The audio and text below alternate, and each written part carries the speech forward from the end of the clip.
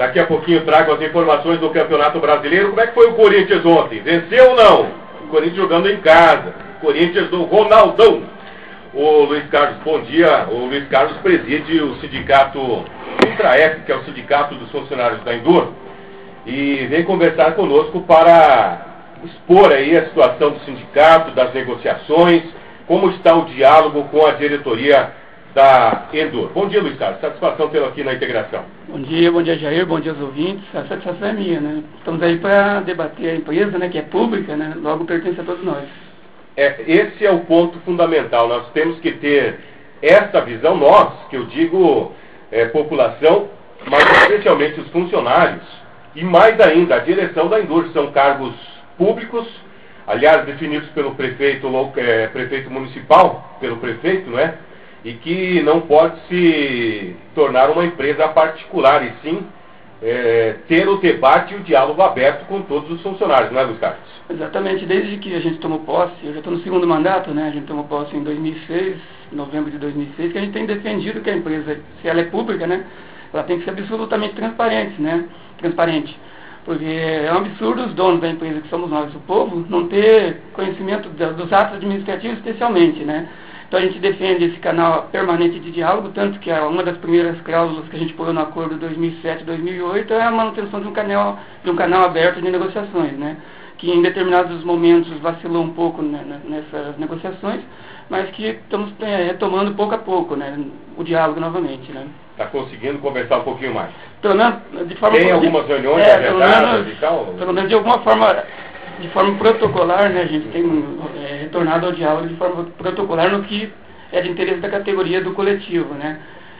Não somos, assim, os melhores amigos, né, até porque não é esse o objetivo, mas no que concerne a negociar os acordos coletivos, nós estamos, recentemente a gente teve uma reunião para tratar do seguro de vida coletivo, que é de interesse de todos, né. Eu sei que deve ter funcionários da Endur ouvindo, familiares, amigos, enfim, que o nosso seguro de vida está vencendo, né, o seguro coletivo. A gente vai renovar ele.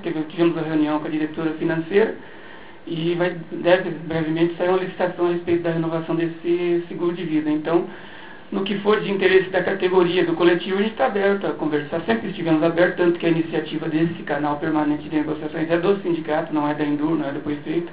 Então, a nossa disposição é de conversar sempre, né? Hoje, vocês estão sem seguro de vida? Como é que está a situação? Só para esclarecer. Não, nós temos um seguro de vida que está vencendo, né? Sempre existiu, né? Está no prazo aí. Está no prazo limite, assim, então a gente precisa renovar, né? Fazer nova licitação, o capital do seguro de vida deve ser, inclusive, aumentado, né?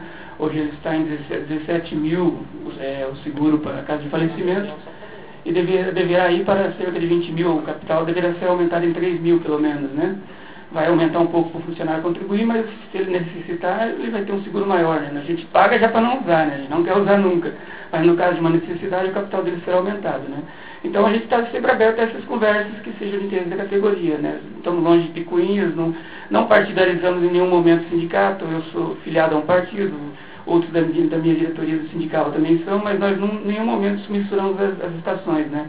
O que é coletivo dos trabalhadores é coletivo, o meu particular nós separamos bem isso aí, né? Tranquilo. Uhum. Bom, em relação a outras conquistas, Luiz Carlos, como é que está a conversação, a questão da insalubridade, enfim, como é que estão a pauta de negociações com a diretoria? Então, a insalubridade eu estou de posse de todas as cópias dos laudos do SESI, né? Aliás, é a primeira vez que a Endur fornece, pelo menos isso a gente tem que reconhecer, que sem a gente ter que protocolar, eles forneceram cópia de todos os laudos, né? O que deveria obrigatoriamente ser feito para a gente ter conhecimento. Então, não teve contestação, pelo menos oficial, para nós do sindicato a respeito disso. Os laudos estão valendo, né? Teve alguns lugares que continuaram o corte, porque teve toda aquela polêmica do corte da insalubridade em alguns setores, né? O cemitério, por exemplo, foi cortado porque lá a Endur não faz exumação, né? Uma época fazia exumação, daí tinha direito ao adicional de insalubridade. Como não faz mais essa exumação, os peritos do SESI, que ganhou a licitação, entendeu que não tem a necessidade da insalubridade lá. Aí acho que a construção civil também continua sem insalubridade, mas a informação que eu tenho é que nenhum local onde tem a construção civil não tem direito à insalubridade. Então, o que for acima da lei a gente não tem como conceder, né? Mas cabe a cada funcionário que se sentir lesado, no final das contas, recorrer, né, à justiça, ele está no direito dele, assumindo os riscos de ganhar ou não, né? Se perder tem que pagar todas as custas processuais, enfim. Mas tem que fazer igual eu fiz, né? Eu estou recorrendo daquela sindicância de 2008, que está em segredo de justiça ainda, mas eu assumi o risco, né? Eu posso ganhar, posso perder, eu tenho convicção de que eu estou correto em tudo aquilo que eu falei no teu programa, né? Que, aliás, teve muita repercussão naquela época. Certo. Aliás, fruto daquela repercussão é a volta das nossas conversações, inclusive, né? Muita coisa mudou de lá para cá.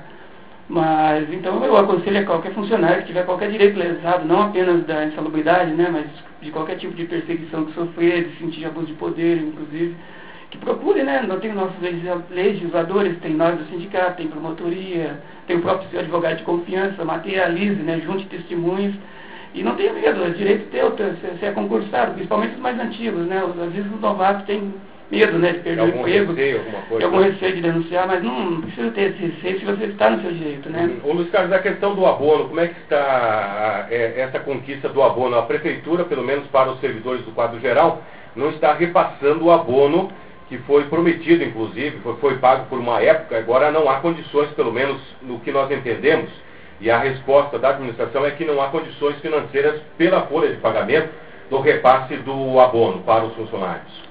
Então, uma coisa que tem que ficar bem clara para os funcionários, né, é que a manutenção desse abono no nosso acordo 2010-2011 se deve exclusivamente à luta do sindicato, da comissão de negociação. Então se mantém o abono para os funcionários? Nós estamos mantidos até fevereiro de 2011. O valor de quanto que é o abono? 160. Começando com 140, o prefeito recentemente concedeu mais R$20, né, em cima disso aí. É uma coisa que a gente tem que reconhecer. Aliás, o prefeito está reconhecendo aquilo que a gente sempre falamos aqui no seu programa, inclusive. Desde 2006 nós estamos falando que a Enduro precisa de uma política de recomposição salarial, de valorização. Tanto que o prefeito concedeu um ganho real de 6% em abril e um agora em outubro de 3%, somando 9% de ganhos reais nesse ano de 2010. O que significa isso? Significa que ele está reconhecendo que nós tínhamos razão, sempre tivemos razão, quando afirmamos que os salários da Enduro estão extremamente defasados quando comparados à realidade aí fora da região, né? E tanto que agora está aberta a licitação e acho que o envelope vai para o dia 11 agora, em relação ao plano de cargo do salário da Enduro. 25 anos de Enduro nunca teve um plano de cargo do salário. E é bom que os funcionários tenham conhecimento que essa ideia do plano de cargo do salário, a reivindicação é nossa, do sindicato. Ninguém nunca ouviu falar na Enduro, ninguém conhecia plano de cargo do salário na Enduro. Tem um plano de cargo de salário que está há muito tempo na prefeitura, né?